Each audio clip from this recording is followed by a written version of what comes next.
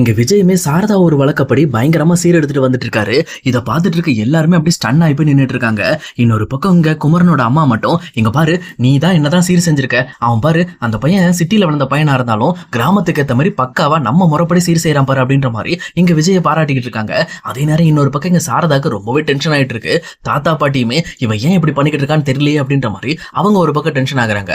அதே நேரம் இன்னொரு சைடு மாமியும் மாமாவும் இருந்துகிட்டு, ஏன்னா இவன் எதுக்கு நான் இந்த மாதிரி இந்த வீட்டுக்கு சீர் செய்யறான், அது மட்டும் இல்லாம இந்த வீட்டுல இருக்க யாரையுமே இவனுக்கு பிடிக்காது, அது மட்டும் இல்லாம இவங்க எப்ப பார்த்தாலும் இங்க விஜயை டார்ச்சர் பண்ணிட்டே இருப்பாங்க, இப்ப அவங்களுக்கு போய் சீர் செய்யறான் என்னன்னு தெரியல என்ன அப்படின்ற மாதிரி அவங்களுக்குள்ளேயும் பேசிக்க ஆரம்பிக்கிறாங்க. ஆனா அதே நேரத்துல மாமா இருந்துகிட்டு, இங்க பாரு நடக்கிறத மட்டும் கவனிப்போம், நம்ம எதுவும் பண்ண வேண்டாம் அப்படின்ற மாதிரி அவங்களும் அங்க என்னதான் நடக்குது அப்படிங்கிற விஷயத்த கவனிச்சுக்கிறதுக்காக ரொம்பவே தெளிவா அமைதியா இருந்துக்கிறாங்க. அதே நேரம் விஜயுமே இங்க வந்ததுக்கு அப்புறம் உள்ள போய் சீர் செய்யறதுக்காக எல்லா சீர்தட்டையும் இறக்கி வச்சுட்டு அவருமே இங்க நர்மதாக்கு இந்த மாதிரி வந்து சந்தனம் வைக்கிறதுக்காக ட்ரை பண்ண பாக்குறாரு. ஆனா அதே நேரம் இங்க சாரதாவுமே அந்த சந்தனத்தை அவங்க கையில இருந்து புடுங்கிட்டு, இங்க பாரு தம்பி, நீ இதெல்லாம் பண்ணிக்கிட்டு இருக்காத, இந்த மாதிரி நீங்க வைக்கணும்னு எந்த ஒரு அவசியமும் கிடையாது அப்படின்ற மாதிரி இன்னொரு பக்கம் இங்க விஜய பார்த்து ரொம்பவுமே கோவப்பட ஆரம்பிக்கிறாங்க. அப்ப கரெக்டா இதை பார்த்துட்டு இருக்க காவேரிக்கு ஒரு மாதிரியா இருக்கு. அதே நேரம் குமரனோட அம்மா இருந்துகிட்டு, என்ன சாரதா இது, என்ன வழக்கம் இது, அந்த பையன் சண்டை போட்டு பிரிஞ்சுதான் இருந்துட்டு போறான், அவன் நர்மதாக்கு என்ன சீர் செய்யணுமோ அதை செய்யணும்னு வந்திருக்கான், அது அவனோட உரிமை, அதை தடுக்கிறதுக்கு நீ யாரு முதல்ல அப்படின்ற மாதிரி ரொம்பவுமே கோபத்தோட இந்த பக்கம் சாரதா கிட்ட கேள்வி கேட்கிறாங்க.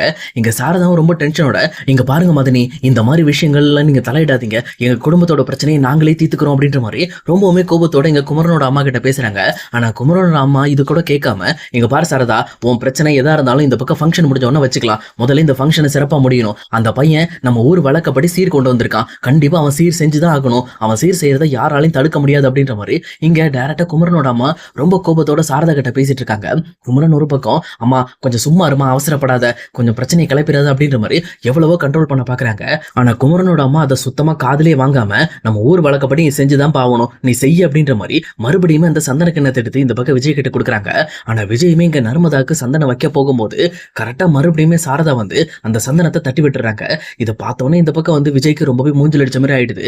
உடனே அவரும் ரொம்ப டென்ஷனோட, இங்க பாருங்க நானும் காவேரியும் செய்ய வேண்டிய முறையை தான் நான் செய்ய வந்திருக்கேன், மற்றபடி நீங்க நினைக்கிற மாதிரி இந்த குடும்பத்துக்கு எதிரான கிடையவே கிடையாது அப்படின்ற மாதிரி ரொம்ப டென்ஷனாக ஆரம்பிக்கிறாங்க. ஆனா அதே நேரம் சாரதா இருந்துகிட்டு, இங்க பாருங்க, இந்த முறையை செய்யறதுக்கு நீங்க ஒன்றும் முறையானவர் கிடையாது, நீங்க என் பொண்ணை என்ன சாதாரணமாக கல்யாணம் பண்ணிக்க, அக்ரிமெண்ட் மேரேஜ் போட்டு தானே கல்யாணம் பண்ணிக்க, அக்ரிமெண்ட் முடிஞ்சிருச்சு இல்ல, அப்புறம் எதுக்காக மறுபடியும் வந்து எங்க குடும்பத்தை டார்ச்சர் பண்ணிக்கிட்டு இருக்கீங்க, தயவு செஞ்சு எங்க குடும்பத்தை விட்டுட்டு போங்க அப்படின்ற மாதிரி ரொம்ப கோபத்தோட எங்க சாரதாவுமே விஜயை பார்த்து சத்தம் போட்டுறாங்க. ஆனா விஜயுமே என்ன பண்றதுனே தெரியாம ரொம்பவே அவமானப்பட்டு அங்க இருந்து எதுவுமே பேசாம அப்படியே அமைதியே கிளம்பிடுறாரு. இதை பார்த்துட்டு இருக்க தாத்தா பாட்டியுமே விஜய் கிட்ட போயிட்டு, ஏன்டா இப்படி பண்ண, எல்லாமே சுமூகமா போயிட்டு இருந்துச்சுல, இப்படி தேவையில்லாம அதிக பிரசங்க தானே பண்ணி இப்ப பாரு மறுபடியுமே பழைய நிலைமைக்கு கொண்டு வந்துட்டு அப்படின்ற மாதிரி ரொம்பவே கோவப்பட்டு இருக்காங்க விஜய் கிட்டயுமே. ஆனா விஜயுமே தாத்தாவை பார்த்து, இங்க பாருங்க தாத்தா, இந்த குடும்பத்தை பொறுத்த வரைக்கும் நானும் ஒரு மருமகன் தான், கண்டிப்பா என் சைடு என்ன சீர் செய்யணுமோ அதை நான் செஞ்சே தீருவேன், அதை யார் தடுத்தாலும் தாத்தா, அதுக்காக தான் நான் இதை ட்ரை பண்ணேன், ஆனா அவங்களுக்கு அது பிடிக்கலனாலும் பரவாயில்ல, அந்த சீராவது அங்க இருக்கு, அது வரைக்கும் சந்தோஷம் அப்படின்ற மாதிரி இங்க விஜயுமே அங்க இருந்து ரொம்பவே சைலண்டா அங்க இருந்து கிளம்பிடுறாரு. இன்னொரு பக்கம் காவேரிக்கு மனசு ரொம்பவே கஷ்டமா இருக்கு.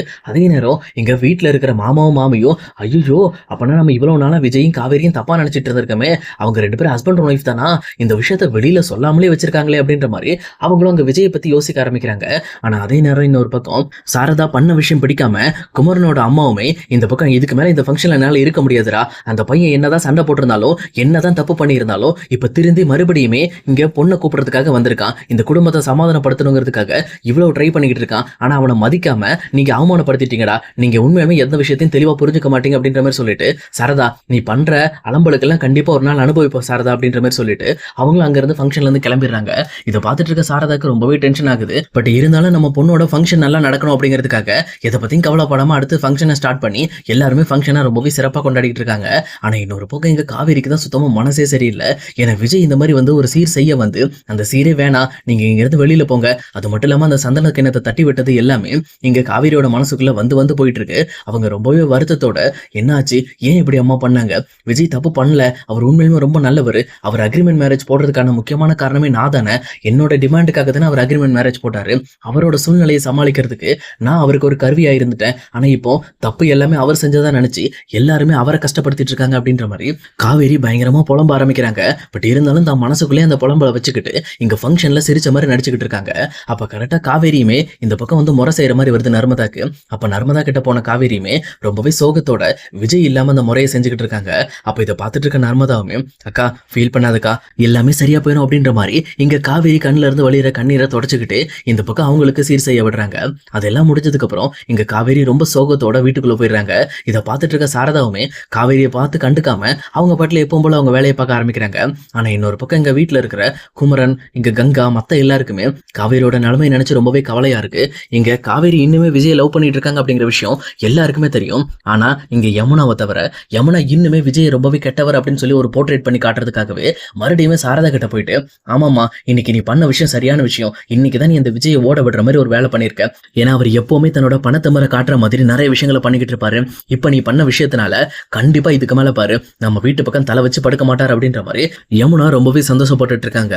ஆனா யமுனாவோட முகத்தை பார்த்த சாரதாவுமே ரொம்ப கோபத்தோட, நீ ஒன்னும் அவ்வளவு யோக்கியம் எல்லாம் கிடையாது, ஒழுங்கா வந்ததை மட்டும் பார்த்துட்டு கிளம்புற வழியை பாரு, தேவையில்லாம இங்க டேரா போட்டுட்டு எங்க வீட்டுக்கு தொந்தரவு கொடுக்காது அப்படின்ற மாதிரி சாரதா இந்த பக்கம் யமுனாக்கு பயங்கரமான ரிஃப்ளெக்ஷன் கொடுக்குறாங்க. யமுனாவால இந்த பக்கம் சாரதா தான் இப்படி பேசுறாங்களா அப்படின்னு சொல்லி புரிஞ்சுக்க முடியாம அவங்களும் ரொம்பவே சைலண்ட் ஆயிடுறாங்க. அதுக்கப்புறம் ஒரு வழியா எங்க ஃபங்க்ஷனும் முடியுது. ஃபங்க்ஷன் முடிஞ்சதுக்கு அப்புறம் அன்னைக்கு நைட்டே இந்த பக்கம் வந்து காவேரி சரியா சாப்பிடாம ரொம்பவே வந்து ஃபீல் பண்ணிக்கிட்டு இருக்காங்க தன்னோட ரூம்ல. ஆனா இன்னொரு சைடு இங்க விஜயுமே தனக்கு நேர்ந்த அவமானத்தை நினைச்சு ரொம்பவே வருத்தப்பட்டு அவருமே ட்ரிங்க்ஸ் பண்ணிட்டு இந்த பக்கம் வந்து சாரதா வீட்டுக்கு வந்துடுறாரு. வந்தது மட்டும் இல்லாம அத்தை முதல்ல வெளியில வாங்க அப்படின்ற மாதிரி இங்க சாரதா கிட்ட பிரச்சனை பண்றதுக்காகவே விஜய் வந்து தன்னோட ஆட்டத்தை ஆரம்பிக்கிறாரு. ஆனா விஜயோட குரலை கேட்ட உடனே இந்த பக்கம் காவேரி வீட்டுல இருக்க எல்லாருமே வெளியில வந்துடுறாங்க. அப்ப கரெக்டா இந்த பக்கம் காவேரியோட கையை பிடிச்சு இழுத்து பின்னாடி நிறுத்தி, இங்க பாருங்க அத்தை, இவ என்னோட மனைவி, நீங்க எவ்வளவு நாள் எங்களை பிரிச்சு வச்சிருந்தாலும் சரி, நாங்க சாகர வரைக்கும் வச்சிருந்தாலும் சரிதான், ஆனா கண்டிப்பா இவ என்னோட மனைவி மட்டும்தான், இதை நான் விட்டு கொடுக்க மாட்டேன். அதை விட முக்கியமா இந்த வீட்டுக்கு நான் வேணான்னு நீங்க முடிவு பண்ணாலும் சரி, நான் காவேரி சார்பா, அதாவது காவேரியோட புருஷனா நான் என்னென்ன கடமைகள் செய்யணுமோ அது எல்லாத்தையுமே இந்த வீட்டுக்கு நான் சிறப்பா செய்வேன். அதை நீங்க யாரு தடுத்தாலும் சரி, அது கண்டிப்பா நான் செஞ்சுதான் முடிப்பேன். இதெல்லாம் ஒரு பக்கம் இருக்கட்டு, ஆனா இன்னைக்கு நீங்க என்ன அவமானப்படுத்தினது ரொம்பவே எனக்கு கஷ்டமா இருந்துச்சு. சொல்லப்போனா என் மனசளவுல ரொம்ப வலியை ஏற்படுத்துச்சு. நான் இந்த வீட்டுக்கு ஒரு மருமகனா செய்ய வேண்டிய கடமை தானே நான் செய்ய வந்தேன். நான் உங்களுக்கு ஏதாவது துரோகம் பண்ணனா, நான் பண்ண துரோகம் ஒண்ணுதான், நான் ஒத்துக்கிறேன், அது ரொம்ப பெரிய துரோகம் தான், ஆனா அதுக்கு மன்னிப்பே கிடையாதா, அதுக்கு நீங்க எந்த ஒரு பிராய்ச்சித்தமே கொடுக்க மாட்டீங்களா அப்படின்ற மாதிரி இங்க விஜய் பயங்கரமா குழந்தை மாதிரி அழ ஆரம்பிக்கிறாரு. இதை பார்த்துட்டு இருக்க காவேரிக்கும் விஜயோட மனசுல பயங்கரமா ஹர்ட் ஆயிருக்கு அப்படிங்கிற விஷயத்த புரிஞ்சுக்கிட்டு இந்த பக்கம் காவேரி விஜய்க்கு ஆறுதல் சொல்றதுக்காக ட்ரை பண்றாங்க.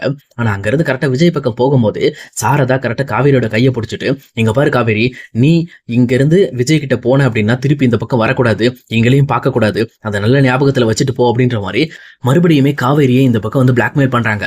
இதை பார்த்துட்டு இருக்க காவேரியுமே என்ன பண்றதுன்னு தெரியாம ரொம்ப கஷ்டத்தோட நின்றுட்டு இருக்காங்க. அப்ப விஜயுமே மறுபடியும் கண்ணெல்லாம் தொடச்சிட்டு, நீ கவலைப்படாத காவேரி, கண்டிப்பா உங்க அம்மாவோட சம்மதத்தோட தான் நான் உன்னை கூட்டிட்டு போவேன், நீ நினைக்கிற மாதிரி நான் ரொம்ப ஹர்ட்லாம் ஆகல, இப்ப எல்லாம் சரியாயிடுச்சு, என் மனசுல இருக்கிற கஷ்டத்தை புலம்பி தீர்த்துட்டேன், அதனால கவலைப்படாத, நான் கண்டிப்பா நீ இல்லாம இந்த இடத்த விட்டு போக மாட்டேன் அப்படின்ற மாதிரியும் இந்த பக்கம் விஜய் ரொம்பவே கான்பிடண்டா பேசிட்டு தன்னோட ரூம்குள்ள போறாரு. ஆனா அதே நேரம் இங்க மாமாவும் மாமியும் இங்க விஜயை பார்த்து பேசலான்னு சொல்லி வராங்க. ஏன்னா விஜய் ரொம்ப இந்த மாதிரி ட்ரிங்க்ல இருக்கிறத பார்த்துட்டு, சரிடாம்பி நீ இப்போ ரொம்ப டென்ஷனா இருக்க, நம்ம காலையில பேசிக்கலாம் அப்படின்ற மாதிரி சொல்றாங்க. ஆனா இன்னொரு பக்கம் இங்க விஜயுமே, நீங்க எந்த கேள்வியா இருந்தாலும் இப்பவே கேட்டுருங்க, நான் சொல்லிடுறேன் அப்படின்ற மாதிரி இந்த பக்கம் விஜயுமே மாமா மாமி கேட்கிற எல்லா கேள்விக்குமே சும்மா கரெக்டா ஆன்சர் பண்றாரு. அதாவது இங்க ஏற்கனவே காவேரிக்கும் அவருக்கு கல்யாணம் ஆயிடுக்கு, அந்த கல்யாணத்துல வந்த பிரச்சனைகள், அது மட்டும் இல்லாம இப்ப மறுபடியும் காவேரியை தான் பக்கம் இழுக்கிறதுக்காக அவர் என்னென்ன பண்ணிட்டு இருக்காரு அப்படிங்கிற விஷயம் எல்லாத்தையுமே இங்க மாமி கிட்டையும் மாமா கிட்டையும் சொல்லிக்கிட்டு இருக்காங்க. இதை கேட்டவொடனே எங்க மாமியுமே, ஏண்டாம்பி இதை வந்த உடனே சொல்லியிருக்கலாம்ல, அந்த பொண்ணை எப்படியாவது உங்ககிட்ட சேர்க்க வைக்கிறதுக்கு நாங்க ஏதாவது பிளான் பண்ணிருப்போம்ல, சரி நீ விடு, நீ கவலைப்படாத, இன்னைக்கு நல்லா தூங்கி எந்திரி, நாளைக்கு காலையில பாரு, கண்டிப்பா அந்த பொண்ணை உன் கூட சேர்க்கறதுக்கான வேலைகளை நாங்க 2 பேரும் சேர்ந்து செய்யறேன்டா அப்படின்ற மாதிரி அவங்களும் வாக்கு கொடுத்துட்டு அங்கிருந்து கிளம்புறாங்க. ஆனா போயிட்டு இருக்கும்போது இந்த பக்கம் விஜயை பத்தி ரொம்பவே ஃபீல் பண்ணி மாமாவும், இந்த விஜய் பையன் இவ்வளவு நாள் அவன் மனசுக்குள்ள இவ்வளவு வேதனையை வச்சிருந்திருக்கானே, ஆனா அதை வெளியில சொல்லாமலே அவன் மனசுக்குள்ளே வச்சு போராடி இருக்கான், சரி விடு இப்பவாவது சொல்லிட்டான்ல, இதுக்கு மேல அந்த பிரச்சனையெல்லாம் நம்ம சரி செய்யறதுக்கு ட்ரை பண்ணுவோம் அப்படின்ற மாதிரி அவங்க 2 பேரும் இங்க விஜய்க்கு ஹெல்ப் பண்ண ரொம்பவே முடிவா இருக்காங்க.